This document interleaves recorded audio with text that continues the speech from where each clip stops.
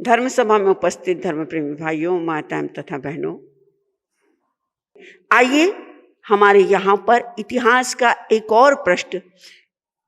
गुरुवर्या भी एक साध्वी थी और आपके पास वर्णन जो चल रहा है वह भी किसका चल रहा है?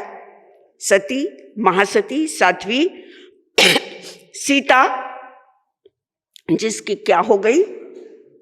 शादी, और जो अयोध्या के राजमहलों के अंदर पहुंच गई। कहा जाता है एक बार राम, लक्ष्मण, सीता, दशरथ, राजा जनक, भामंडल सभी एक साथ मुनि के दर्शन के लिए जाते हैं। जैसे ही भामंडल ने सीता को देखा, बेभान जैसा हो गया। उस समय सीता पूछती है,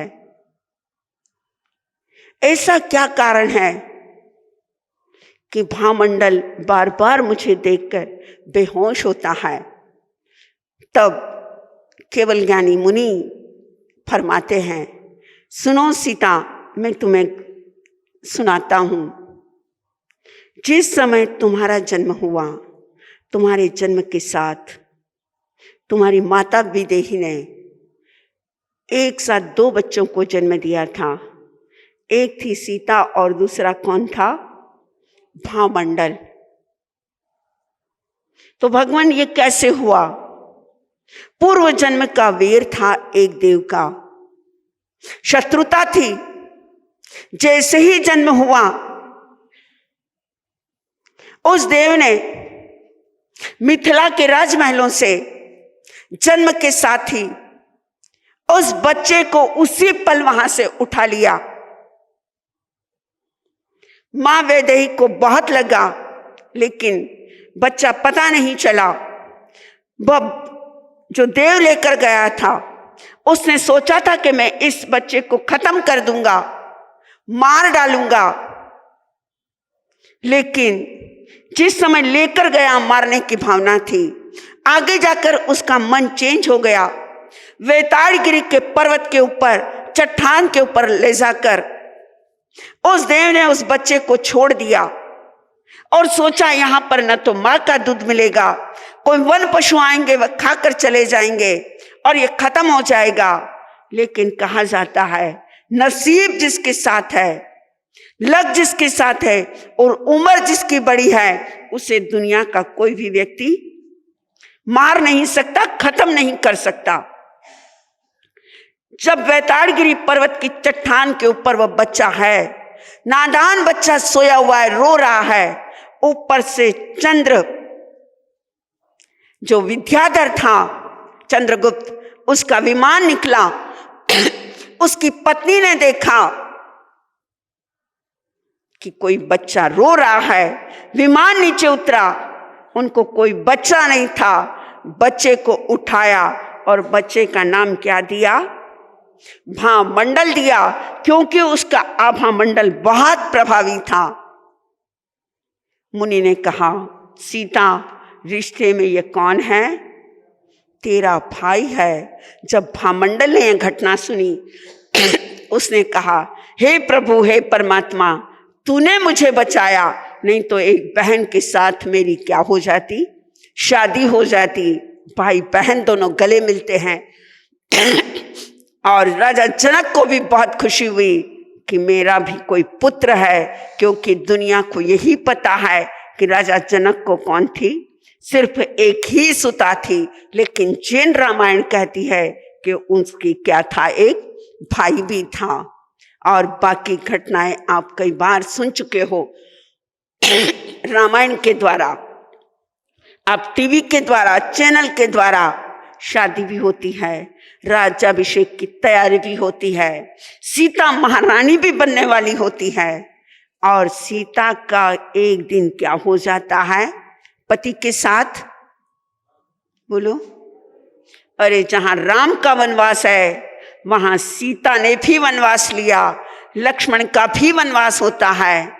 जो फूलों में तुली, जिसने जीवन के अंदर कभी दुख नहीं देखा, परेशानियां नहीं देखी, जिसने वल्कल वस्त्र, जिसने कोमल कपड़े पहने, और आपने कभी अगर खादी के या कड़क कपड़े ना पहना हो तो बोलो पहन सकते हो?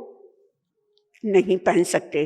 लेकिन जिसने नाजुक कपड़े पहने थे, लेकिन आज उसने वलकल के वस्त्र पहने, सारे आभूषण उतार दिए, सिर्फ एक मुद्रिका जो शादी की थी वह एक मुद्रिका हाथ में रखी और बाकी सब कुछ छोड़कर वह सीता वन के अंदर चली गई। पैरों को चोट भी आती है, खून भी आता है। कभी जिसने फल खाए हैं, कभी जिसने पत्थरों के ऊपर रातें गुजारी है, और कभी जिसने बिना खाए भी क्या गुजारी है? रातें गुजारी है। कहा जाता है सीता जी दुखड़ो भोगियो, वैसो कोई नहीं भोग्यो जगरे माए, विधाता थारी कलम क्यों नहीं रुकी। जैसा दुख सीता ने देखा वैसा किसी भी नारी ने इस जगत के अंदर क्या नहीं किया है, नहीं देखा। स्वयं परमात्मा कहता है विधाता तेरी लेखनी क्यों नहीं रुकी। सीता का जीवन लिखते समय या उसका भाग्य लिखते समय एक दुख आए, एक परेशानी आए, एक विपत्ति आए, एक कष्ट आए, तब भी व्यक्ति क्या होता है? बोलो, परेशान हो जाता है। जीवन में एक संकट भी आ जाए तो हम क्या होते हैं? बेचैन हो जाते हैं।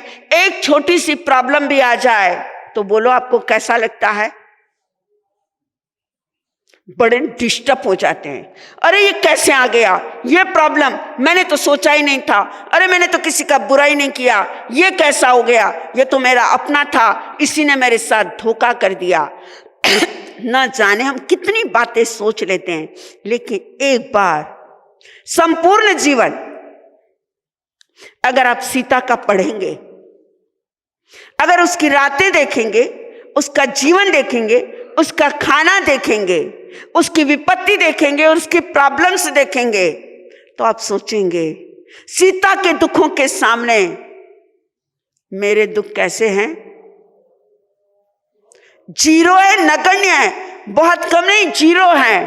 अगर आप एक पलड़े में बैठ जाएं और एक पलड़े में सिर्फ सीता के दुखों को रख दे, वहां दुखों का अंबार है, हमारा तो कुछ भी नहीं है। परमात्मा ने हमको बहुत खुश रखा है, परमात्मा ने हमें बहुत हैप्पी रखा है, हमारे साथ कोई प्रॉब्लम नहीं है। अपनी खुशियों को देखकर एक बार किसको देख लो?